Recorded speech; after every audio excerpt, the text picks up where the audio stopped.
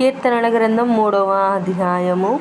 యెహోవా నన్ను బాధించువారు ఎంతో విస్తరించి ఉన్నారు, నా మీదికి లేచువారు అనేకులు.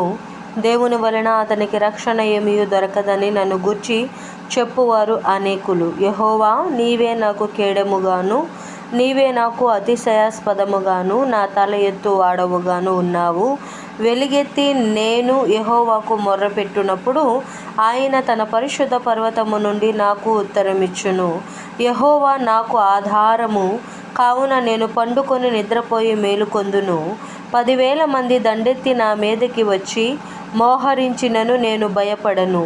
యెహోవా, లెమ్ము, నా దేవా, నన్ను రక్షింపుము. నా శత్రువులనందరినీ దవడ ఎముక మీద కొట్టువాడవు నీవే, దుష్టుల పళ్ళు విరగగొట్టువాడవు నీవే. రక్షణ యెహోవాది, నీ ప్రజల మీదికి నీ ఆశీర్వాదము వచ్చునుగాక. కీర్తనల గ్రంథం 4వ అధ్యాయం. నా నీతికి ఆధారమగు దేవా, నేను మొర్రపెట్టునప్పుడు నాకు ఉత్తరమిమ్ము. ఇరుకులో నాకు విశాలత కలగజేసిన వాడవు నీవే. నన్ను కరుణించి నా ప్రార్థన అంగీకరించుము. నరులారా, ఎంతకాలము నా గౌరవమును అవమానముగా మార్చెదరు? ఎంతకాలము వ్యర్థమైన దానిని ప్రేమించెదరు? ఎంతకాలము అబద్ధమైన వాటిని వెతికెదరు? యెహోవా తన భక్తులను తనకు ఏర్పరచుకొనుచున్నాడని తెలుసుకొనుడి. యెహోవా తన భక్తులను తనకు ఏర్పరచుకొనుచున్నాడని తెలుసుకొనుడి.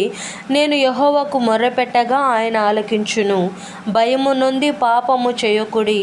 మీరు పడకల మీద నుండగా మీ హృదయంలో ధ్యానము చేసుకొని ఊరకుండుడి.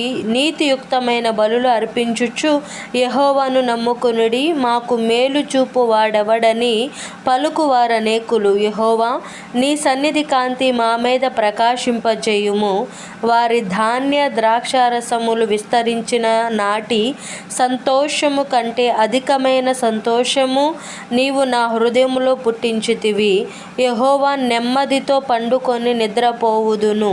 నేను ఒంటరిగా నుండినను నీవే నన్ను సురక్షితముగా నివసింపజేయుదువు. దేవుడి పరిశుద్ధ వాక్యం మన వినికిడందు భద్రపరిచి దీవించునుగాక. ఆమేన్.